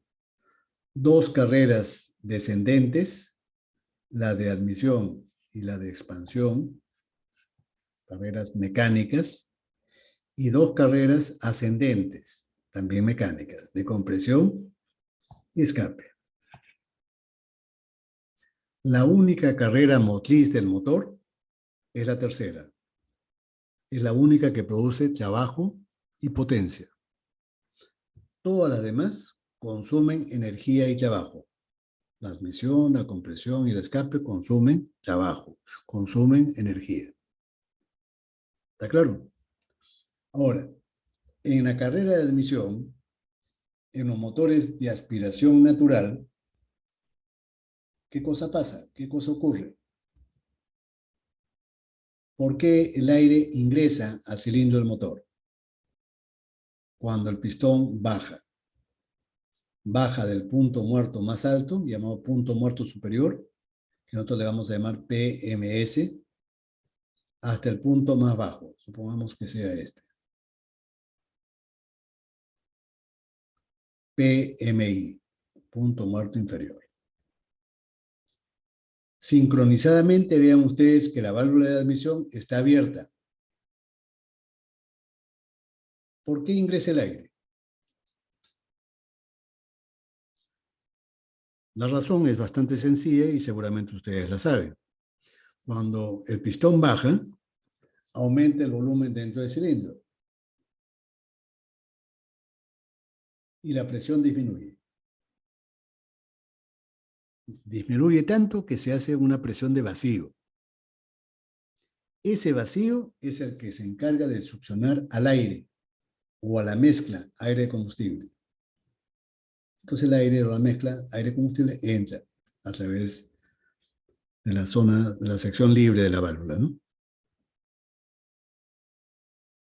¿Está claro? Esa es la carrera de admisión. Claro, la válvula de admisión se abre un poquito antes que el pistón llegue al punto muerto superior. Y la válvula de admisión se cierra un poquito después. que el pistón pase por el punto muerto inferior. Ahora, cuando la válvula de admisión se cierra y el pistón comienza a subir, ¿qué cosa le pasa al aire o a la mezcla que quedó encerrada dentro del cilindro? Obviamente se comprime, disminuye el volumen y aumenta la presión y aumenta la temperatura. Esa es la carrera de compresión. Cuando el pistón está cerca del punto más alto y el aire o la mezcla están muy calientes, ¿qué cosa ocurre? En el motor de encendido por chispa, en los motores a gasolina, hay una bujía instalada en la culata. Esa bujía, es decir, se utiliza para que salte una chispa entre los electrodos de la bujía. Salta la chispa y eso provoca el encendido de esa mezcla, aire-gasolina. Gasolina que ya está vaporizada prácticamente en su totalidad. Eso provoca una fuerza expansiva grande de los gases. Y esa fuerza expansiva de los gases se utiliza para empujar el pistón hacia abajo. En la tercera carrera, la fuerza expansiva de los gases que se están combustionando producen el empuje del pistón hacia abajo. La primera parte de la carrera de expansión, la primera parte, se produce la combustión. Por ejemplo, en los motores de gasolina, unos 30 grados, ¿no?, de giro del cigüeñal. Desde el punto muerto superior, el cigüeñal gira 30 grados y se produce la combustión durante todo este proceso, durante todo este volumen. Y después, claro, el combustible termina de quemarse, pero los gases están todavía con presión, producto de la combustión previa. Y esa presión empuja el pistón hasta el final. Cada vez menos, pero lo siguen empujando. Entonces, la primera parte de la expansión mecánica sirve para que se desarrolle la combustión. Y la segunda parte es para la expansión pura. Esta es la expansión pura, ¿no? Ya prácticamente ya todo el combustible se quemó, pero los gases siguen teniendo alta presión. Es expansión pura. Sin combustión ya, ¿no? Prácticamente sin combustión. Gases calientes de alta presión, pero ya el combustible ya no se está quemando. Cuando el pistón está cerca del punto muerto inferior, ya los gases prácticamente su energía ha bajado significativamente. Entonces, ¿qué cosa hacemos? Aprovechamos que todavía tienen una energía remanente para que, abriendo la válvula, puedan escapar. No importa que se escape un poquito de energía térmica, ¿no? Utilizamos ese remanente de energía que tienen los gases para que salgan solos, por alta temperatura o por alta presión. Esa alta presión ya no significa pérdida grande de potencia. Más bien estamos ganando porque estamos aprovechando esa energía remanente para que los gases salgan. Ya. Los gases que no lograron salir por su propia energía son empujados por el pistón, expulsados por el pistón cuando el pistón sube. Entonces el movimiento del pistón, estando la válvula de escape abierta, obliga a los gases a salir, los pocos gases que habían quedado. ¿Está claro? Ese es el esquema de funcionamiento de un motor de 4 tiempos de aspiración natural. Ahora, ¿cómo es el esquema de un motor? Ya también es importante porque seguramente no han tenido todavía ustedes el laboratorio. Entonces, para que tengan una noción de las partes de un motor, las partes más importantes, externamente el motor tiene 3 partes importantes. La parte central se le llama monobloc o bloque de cilindros. Monobloc o bloque de cilindros.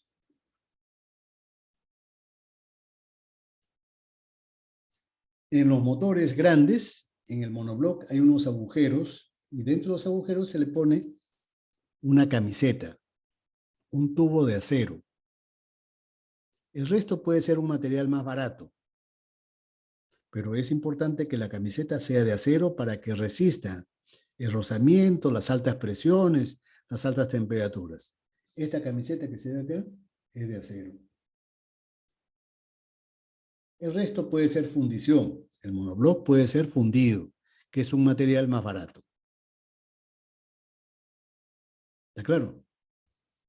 En la parte superior está la culata. Este elemento de acá es, el de acá mejor, culata. O tapa de cilindros. Culata o tapa de cilindros. En la culata hay una serie de elementos importantes del motor. Por ejemplo, en la culata se instalan las válvulas. Válvula de admisión y válvula de escape. Está instalado la bujía en los motores de encendido por chispa. Y en el motor diésel están instalados los inyectores. Ahora, es interesante ver cómo se mueven las bujías, cómo se abren y se cierran. ¿Cómo se abren las válvulas? ¿Cómo se abren las válvulas de admisión o de escape? Este esquema, claro, corresponde a un motor antiguo, pero la explicación que voy a dar es válida. Como principio es válida. Entonces vean ustedes, acá hay unos elementos que se llaman balancines. Balancines, que es como un sub y baja, ¿no? Entonces, estos balancines pivotean en estos ejes. Se llama eje de balancines. Entonces, obviamente, cuando el extremo derecho del balancín sube, el extremo izquierdo baja. Y al bajar, vence al resorte y la válvula se abre. ¿Y por qué se mueve el balancín, el extremo derecho se mueve hacia arriba? ¿Qué cosa es lo que lo empuja? Lo que lo empuja es esta varilla llamada empujador. Y el extremo, en la parte inferior de ese empujador tiene un rodamiento que se llama taqué. Sin T, taqué. ¿Ya? Sin T, taqué simplemente.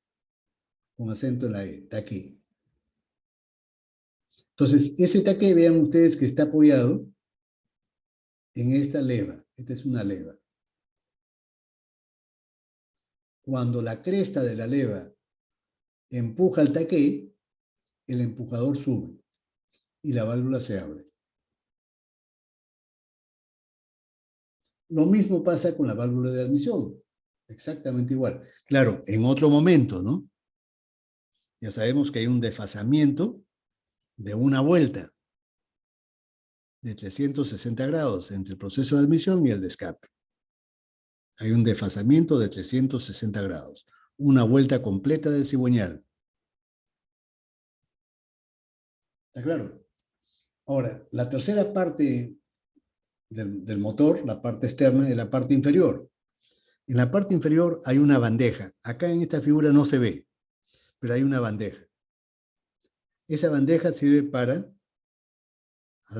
recolectar el aceite que va escurriendo de los diferentes componentes del motor que han sido lubricados. El aceite escurre y cae en la bandeja. Se acumula ahí y la bomba de engranaje de aceite, la bomba de lubricante, se encarga de nuevamente de inyectarlo para que siga lubricando permanentemente a todos los componentes móviles del motor. Entonces, el cárter es un recipiente de aceite. No necesita que sea muy resistente mecánicamente, ¿no? Si es una bandeja, no hay necesidad que tenga mucha resistencia. Ahora, vean ustedes, el pistón está unido a este elemento rotativo. Este elemento rotativo se llama cigüeñal. Este es el cigüeñal. Para unir el pistón con el cigüeñal hay una leva, una biela. ¿Ya? Acá por dentro se ve un eje, un pasador, que no se ve en la figura, ¿no? Que se llama bulón. Es un eje. Bulón. Ese bulón une el pistón con la biela. Y vean, la biela se articula con el cigüeñal en esta parte de acá. Esta es la cabeza de la biela. La cabeza de la biela tiene dos tapas, unidas por pernos, para unirse con un eje que es parte del cigüeñal. Claro, acá en la figura no facilita la explicación, pero ustedes en internet pueden ver, y lo vamos a ver después, cómo es esto, ¿no? Exactamente. Ahora, vean ustedes que en el cigüeñal a este elemento se le llama muñón.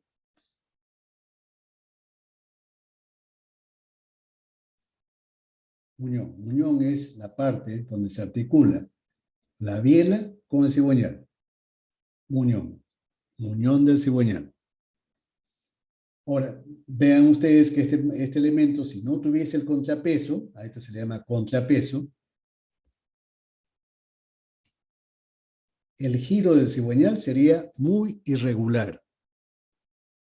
Estaría desbalanceado ese cigüeñal, cargado a una parte, la parte superior.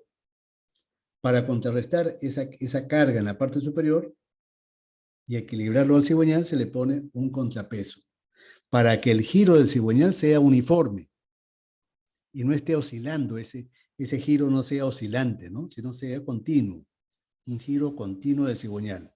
Para eso hay que ponerle contrapesos. Y además hay que ponerle un volante. El volante es una rueda de fierro de gran momento de inercia. Gran momento de inercia. ¿Para qué sirve?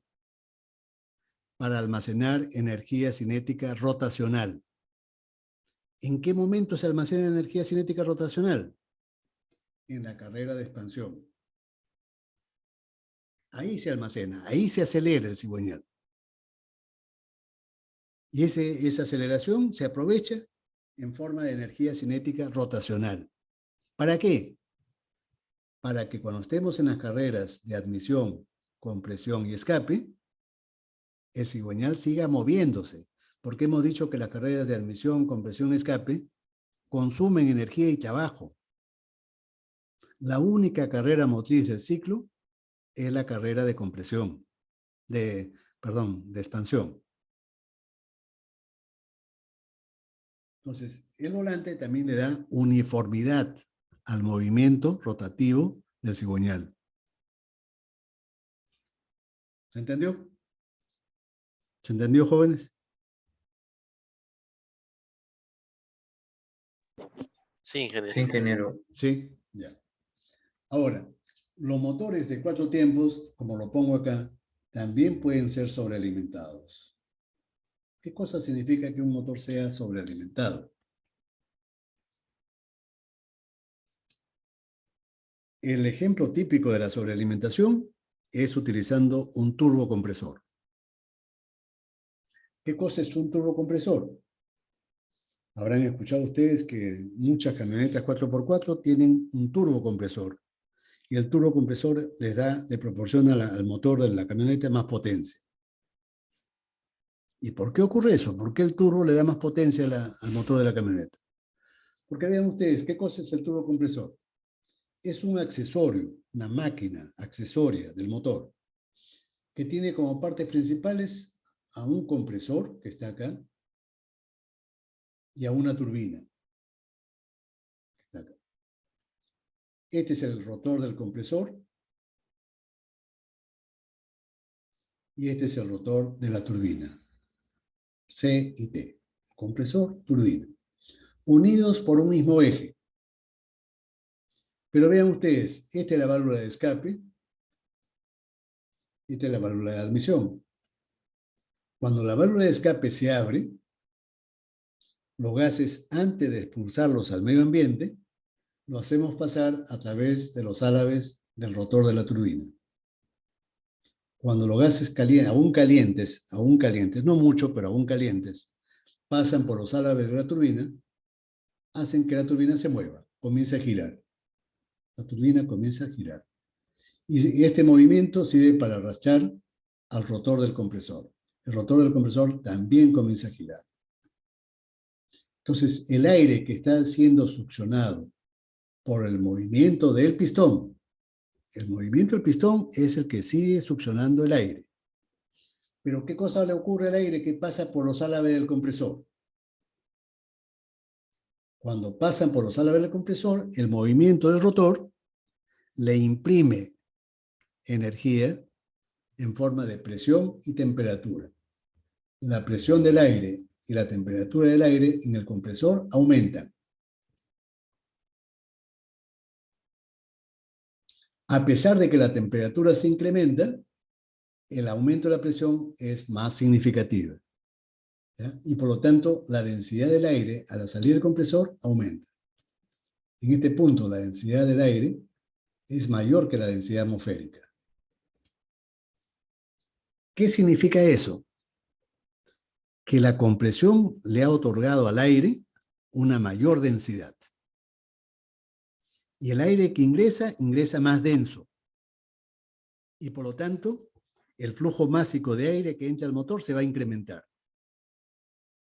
Si el flujo másico de aire se incrementa y nosotros ponemos como premisa que la relación aire-combustible debe mantenerse constante, ¿qué implica eso?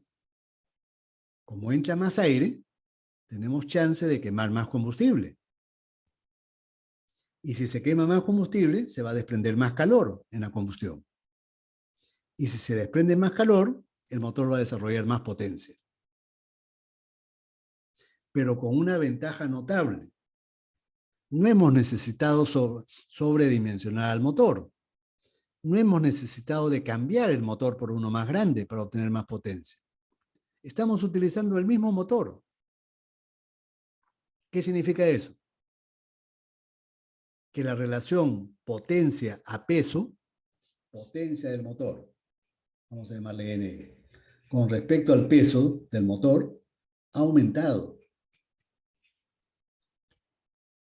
Hemos conseguido tener un motor potente y relativamente liviano. No lo hemos cambiado. ¿No creen ustedes que eso es particularmente importante en los motores para vehículos de transporte, sobre todo terrestre o aéreo? ¿No es cierto? Necesitamos que si para una camioneta que el motor sea potente, sí, pero que no me ocupe pues todo el interior de la camioneta, todo el habitáculo del motor, ¿no? Que no sea muy pesado el motor. Porque si no, lo que gano en potencia lo voy a perder en mayor resistencia al movimiento. El motor tiene que ser liviano. Ahora, hay una limitación. Yo no puedo sobrealimentar mucho al motor. ¿Por qué motivo? No puedo exagerar en cuanto al grado de sobrealimentación. ¿Por qué? Porque cuando se produzca la combustión, y como estoy quemando más combustible, la presión y la temperatura van a crecer. Presión y temperatura máximas van a crecer. Y entonces, ¿qué cosa podría ocurrir? Que se superen los límites de los materiales, que los esfuerzos térmicos y mecánicos del motor sean exageradamente altos. Entonces, el haber puesto un turbocompresor no es una tarea fácil. Eso tiene que ser desde la fase de diseño, en las fábricas de motores, para que los diseñadores de motores contemplen eso, ¿no? Que el motor va a estar sometido a más esfuerzos. Y por lo tanto tenemos que utilizar materiales más resistentes.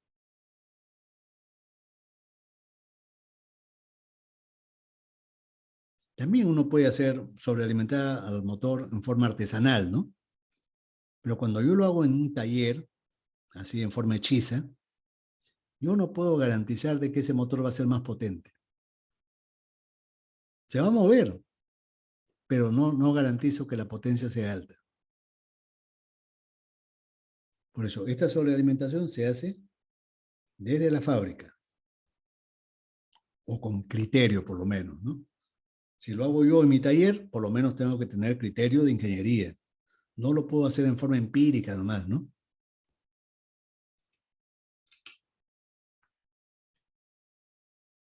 Ahora, también hay motores de 2 tiempos. Y los 2 tiempos, es decir, sirven para los motores muy pequeños o para los motores muy grandes. Los motores de 2 tiempos o se utilizan en motores muy pequeños o en muy grandes, no en motores medianos. ¿Cuáles son los motores más pequeños? ¿Cuáles son? Son motores a gasolina, de 2 tiempos. ¿Cuál era el ejemplo típico antiguamente? Los motores de motocicletas. Antiguamente los motores de motocicletas eran de 2 tiempos, a gasolina. Pero en los países desarrollados se prohibió la venta y la utilización de motores de 2 tiempos a gasolina porque eran muy contaminantes. ¿Y por qué contaminan? Ya les había mencionado, porque queman aceite. Y la quema de aceite produce combustión incompleta. Y la combustión incompleta se traduce en una contaminación muy alta. Sustancias muy tóxicas, cancerígenas, que son inaceptables en el mundo actual. ¿Está claro? Pero sin embargo, hay todavía motores de 2 tiempos pequeñitos para máquinas portátiles. ¿Cuáles, por ejemplo? Por ejemplo, para cortadora de césped, o para motosierras, o también a veces para motos, para scooters chiquitas. También podía ser para motonáuticas, pero siempre vehículos pequeños o máquinas pequeñas, a gasolina todas. Estos motores de 2 tiempos a gasolina. ¿Cómo es el esquema de estos motores? Ya les había mencionado que no tienen válvulas y eso lo hace muy atractivo porque es económico eso. El no tener válvulas simplifica la estructura, abarata el costo del motor. Tampoco, como son motores pequeños, no necesitan ser refrigerados por líquido. Basta ponerle aletas, como las motocicletas, y eso también me simplifica la estructura y hace que el motor de moto sea barata. Ahora, si no tiene válvulas, dijimos que en su lugar, ¿qué cosa tiene? Unos agujeros, unas aberturas en el monobloc, que se llaman lumbreras. Lumbrera de admisión, lumbrera de escape. Esta es la lumbrera de admisión. Esta es la lumbrera de escape. Y hay una tercera lumbrera que se llama lumbrera de transferencia. De transferencia.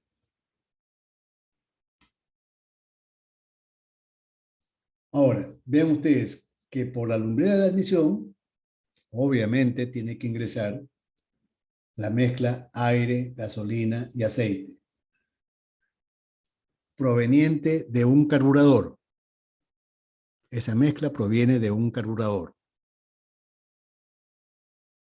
A la gasolina, por supuesto, previamente hay que mezclarla con aceite. En una pequeña proporción, ¿no? 50 partes de gasolina por una parte de aceite. En volumen, 50 partes de gasolina por una parte de aceite. Eso lo hace el usuario, no es que en los grifos venden esa mezcla.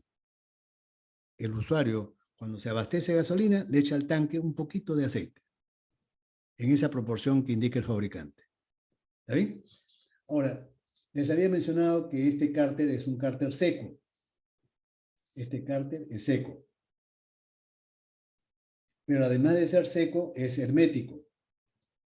Seco y hermético. ¿Para qué hermético?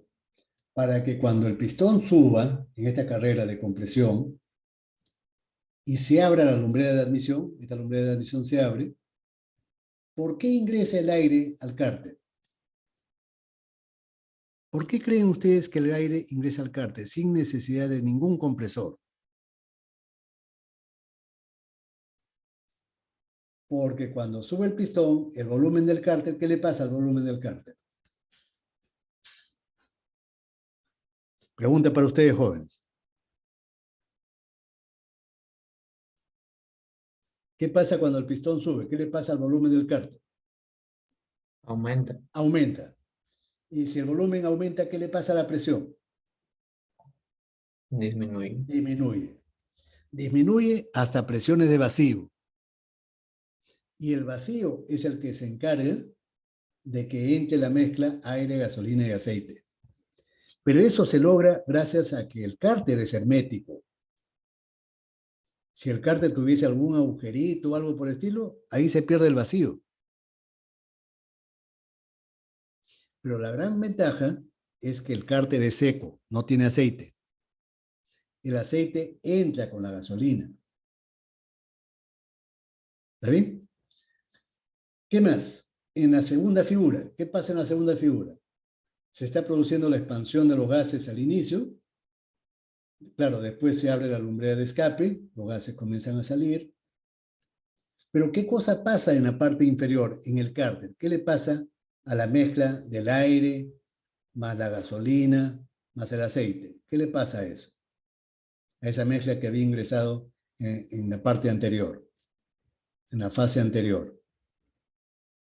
¿No es cierto que como el volumen disminuye, qué le pasa a la presión?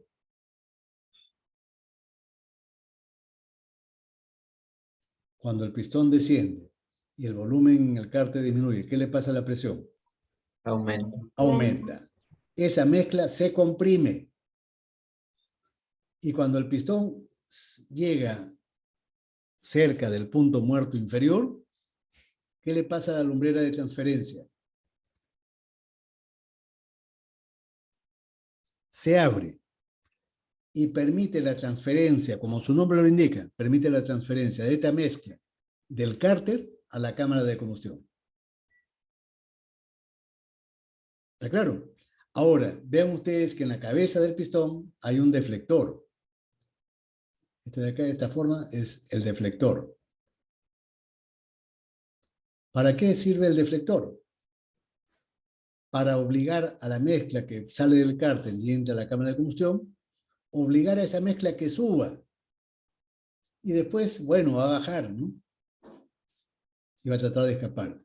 Pero estamos dificultando la salida fácil de la mezcla hacia el exterior. No queremos que escape la gasolina ni el aceite sin quemarse.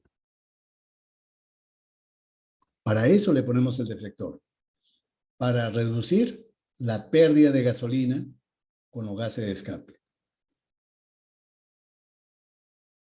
Gasolina y aceite. ¿Está claro?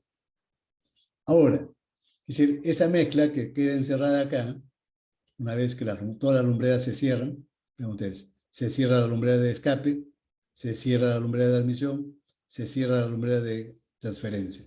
¿Qué cosa que le pasa a la mezcla? Aire, más gasolina, más aceite. Si el pistón sube, la presión y la temperatura crecen, como ya sabemos. Comienza la carrera de compresión. ¿Qué de malo tiene este motor? Aparentemente todo es bueno. No tiene válvulas, es refrigerado por aire, el esquema es muy sencillo. ¿Qué cosa lo hace malo? La parte negativa de este motor es que cuando se produce la transferencia del cárter a la cámara de combustión, no solamente sube aire con combustible, sino que también sube aceite. Pero el aceite es un hidrocarburo pesado, con alto punto de ebullición. Es decir, gran parte de ese aceite no va a vaporizarse, va a mantenerse en estado líquido. ¿Y qué pasa cuando un combustible se quema en estado líquido? ¿Cómo creen ustedes que sea la combustión? ¿Completa o incompleta? Incompleta. Incompleta. Y cuando la combustión de un hidrocarburo es incompleta, ¿cómo es la emisión de gases? ¿Inocuos o contaminantes? Contaminante. Contaminantes, altamente contaminantes. Los hidrocarburos que salen a la atmósfera al quemarse el aceite de forma incompleta contienen unas sustancias tóxicas que se llaman benzopirenos. Quiero que lo busquen en internet. Benzopirenos. Esos benzopirenos son cancerígenos. Y las emisiones de benzopireno de una moto equivale a las emisiones de 12 automóviles grandes, de una sola moto pequeña de 125 centímetros cúbicos. Equivalen a las emisiones de benzopirenos e hidrocarburos de 12 automóviles grandes. Por eso que se prohibió.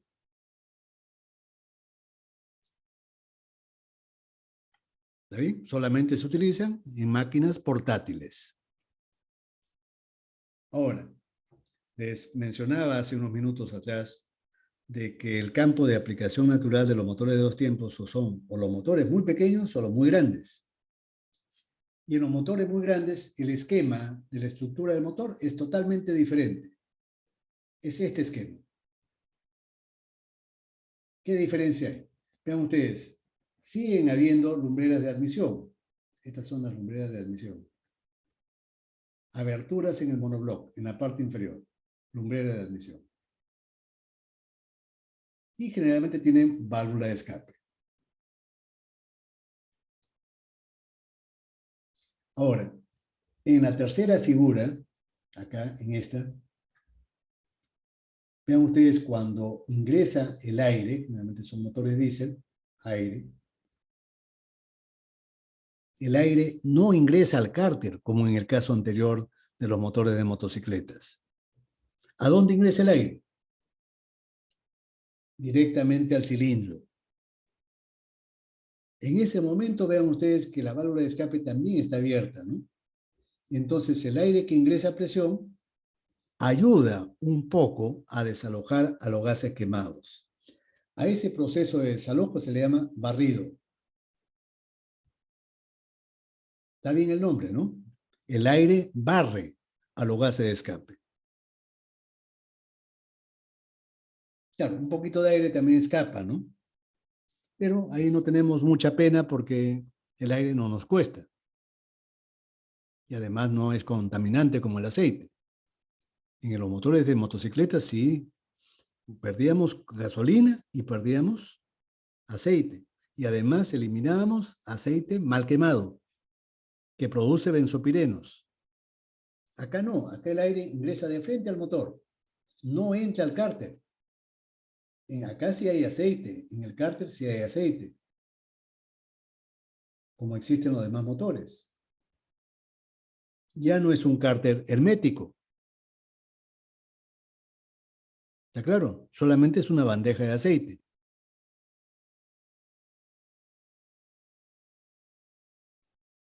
Entonces, estos motores son muy eficientes y se utilizan en motores grandes. ¿Por qué? ¿Cuál es la ventaja de utilizar motores grandes? Es decir, motores de dos tiempos en motores grandes. La razón es la siguiente. Si yo comparo dos motores, ¿ya? Dos motores, es decir, que tengan la misma velocidad y que tengan la misma cilindrada, el mismo tamaño del cilindro, ¿en cuál de los dos motores se van a realizar más ciclos por unidad de tiempo? En el de 4 tiempos. ¿Seguro? Tienen la misma velocidad de rotación del cigüeñal y el mismo tamaño del cilindro. En el motor de 4 tiempos se necesitan 4 carreras, 2 vueltas para completar el ciclo. ¿No es cierto? 2 vueltas para completar todo el ciclo. En el motor de 2 tiempos solamente necesitamos 1 vuelta del cigüeñal. Pero como los dos motores son de la misma velocidad, ¿qué significa eso? ¿Cuál es más potente? El de 2 tiempos. El de 2 tiempos, donde se realizan más ciclos por unidad de tiempo. En la mitad de tiempo se realiza un ciclo completo, comparativamente, con relación al motor de 4 tiempos. En la mitad de tiempo. Por lo tanto, la potencia es mayor.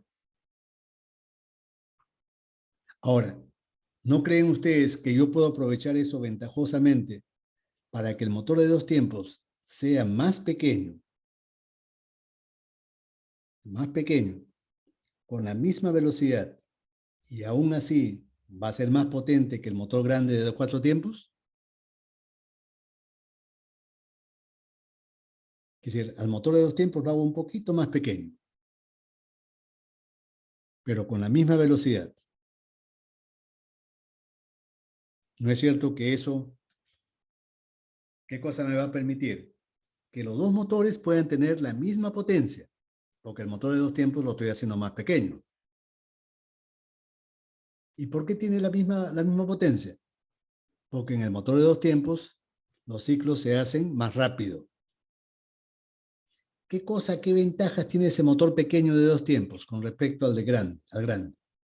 ¿Tiene alguna ventaja?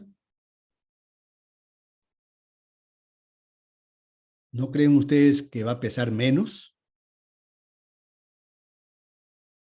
Y como va a pesar menos, va a ser más pequeño, ¿no va a costar menos? Entonces yo puedo obtener la misma potencia con un motor más pequeño si lo hago de 2 tiempos. Por eso los motores más grandes que se utilizan en barcos o en ferrocarriles, o también en grupos, en plantas termoeléctricas, los más grandes de todos generalmente son de 2 tiempos. ¿Ya? Por la ventaja que les he explicado. ¿En qué radica esa ventaja, no? Yo puedo obtener la misma potencia con motores más pequeños. ¿Se ha entendido bien eso, por favor?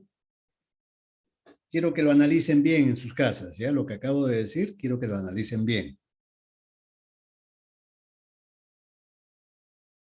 ¿Cuál es el análisis, no? Que si yo tengo dos motores, dos opciones, o utilizar un motor de 4 tiempos u otro de 2 tiempos, de la misma potencia, yo sé que el motor de 2 tiempos, como se realiza más rápido el ciclo de trabajo, eso me va a permitir que el motor sea más pequeño.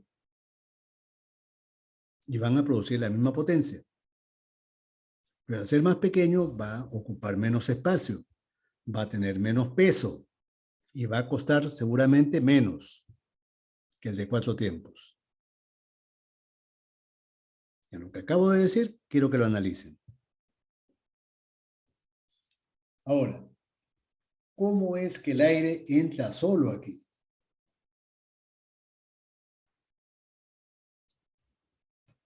En el caso anterior de los motores de motocicletas, eso ocurría porque el pistón subía y ese movimiento ascendente del pistón provocaba vacío en el cárter. Pero acá, ¿cómo entra la mezcla? ¿Cómo entra el aire? ¿No es cierto que es imprescindible que haya un compresor o algún elemento mecánico que comprima el aire y lo introduzca al cilindro? Acá adelante tiene que haber un compresor.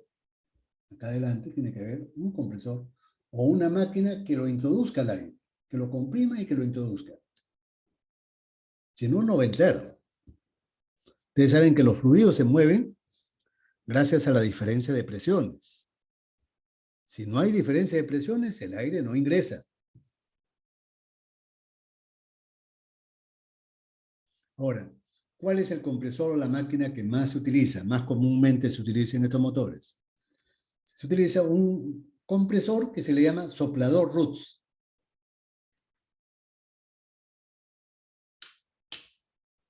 ¿Cómo funciona ese soplador? ¿Cómo es? Voy a mostrar un video. ¿Cómo funcionan las bombas rotativas? Pero no lo El están bombeo viendo. de líquido en las bombas rotativas se pasa gracias a la rotación de los rotores de una... Ahí. ¿Cómo funcionan las bombas rotativas? El bombeo de líquido en las bombas rotativas se pasa gracias a la rotación de los rotores de una forma especial, asegurando que las cavidades de aspiración e impulsión se separen herméticamente. El modo de funcionar de las bombas lobulares es casi lo mismo que el funcionamiento de las bombas de engranajes, pero hay una diferencia considerable. En una bomba de engranajes, el engranaje de transmisión impulsa a el que es conducido. Ya al conectar el engranaje de transmisión al motor, y ambos engranajes girarán. La forma especial de los rotores de las bombas lobulares permite formar un gran espacio para... Suficiente. ¿Se entendió, por favor, en el video? Claro, estas bombas lobulares, como le llama la señorita que está narrando, muestran que se está bombeando líquido, pero también pueden funcionar con aire. Y cuando funcionan con aire, se le llaman sopladores Roots. Esos dos rotores lobulares están relacionados, están vinculados o se mueven uno con respecto al otro con engranajes. ¿Ya? Basta mover a uno de los rotores para que el otro se mueva gracias a un sistema de engranajes. Entonces, por supuesto, tienen que estar perfectamente sincronizados y engranados ambos rotores para que se produzca la compresión efectiva del aire. Nuevamente.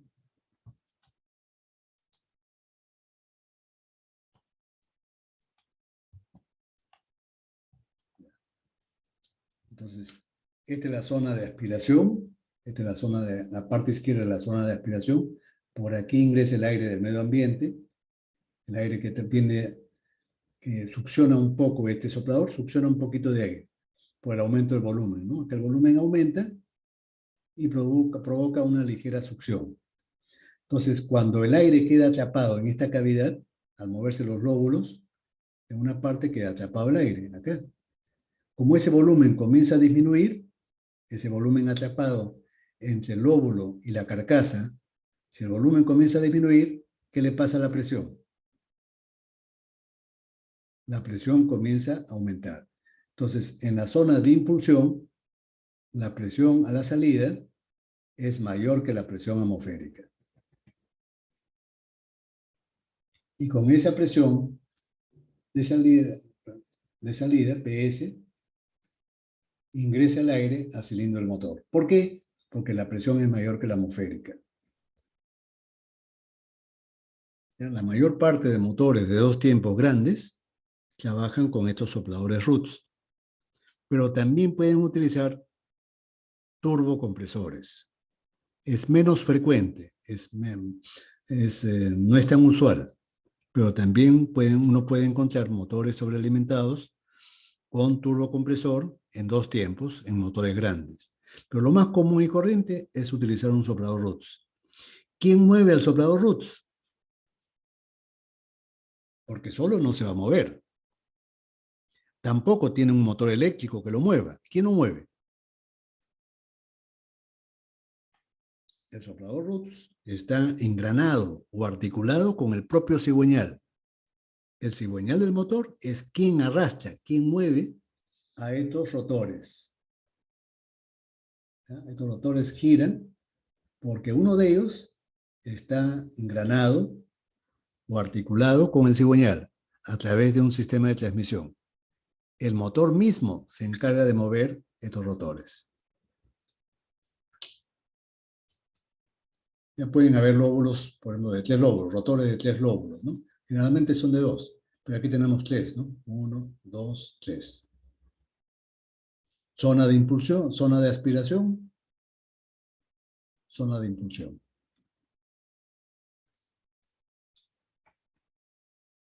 ¿Está claro? ¿Se ha entendido, por favor? ¿Se ha entendido, jóvenes? Ingeniero. Sí. Ingeniero. Ya va a ser la hora, ¿no? Ya está bien. Ya prácticamente es las 7. Bueno, en las secciones A y B avancé un poquito más, pero no importa. Ya lo siguiente lo explicaremos en la clase del día viernes. El día viernes les pido por favor que vengan leyendo este capítulo en el libro de Howard. El libro de Jovac está dentro de la literatura escaneada, dentro de los libros escaneados. Pues quiero que vengan leyendo para que la clase sea un poco ágil y además ustedes entiendan más y me puedan preguntar. Ya observo que ustedes preguntan menos que los alumnos de la sección A y B. Las clases, mientras más interactivas son más interesantes y más provechosas. Cuando los alumnos están calladitos y no hablan, es un mal síntoma. ¿No? Ya saben ustedes que cuando no hay preguntas es o porque todo se entendió, lo cual es poco probable, o nada se entendió, que es lo más probable. Yo no quisiera que mis clases sean de ese estilo. Entonces me preocupa cuando los alumnos no preguntan. En la clase de en la sección de A y B preguntaron más y avancé más rápido. Acá me sorprendo, ustedes casi no han preguntado y he llegado a un punto un poco menos, ¿no? Que es menos cantidad de temas he abordado. Pero no importa, que decir, y a poco vamos a ir ganando training, ¿no? Es decir, en las vacaciones también uno pierde un poco de entrenamiento, tanto alumnos como profesores. Perdemos entrenamiento y vamos a ir recuperándolo poco a poco. Pero les pido por favor que intervengan más. Y para que ustedes intervengan, tienen que leer, venir leyendo algo, aunque sea superficialmente, no importa. Pero vengan leyendo algo. ¿Ya, jóvenes? Entonces me despido de ustedes. Hasta luego. Ingeniero, una pregunta. Sí. ¿Por qué cuando quitas el pie del embrague muy rápido el motor se apaga? Porque cuando yo quito el pie del embrague significa que el motor bruscamente se acopla. La fuerza de resistencia de las ruedas, que se acoplan directamente al motor, y ese acoplamiento frena al motor bruscamente. En cambio, si el acoplamiento es lento, entonces le doy tiempo a que el motor se vaya recuperando en su velocidad. Esa frenada brusca se recupera. Si yo Está bien, gracias. suelto el pedal del acelerador, es como si bruscamente yo lo acoplara las ruedas al motor. Y entonces esa inercia lo frena al motor.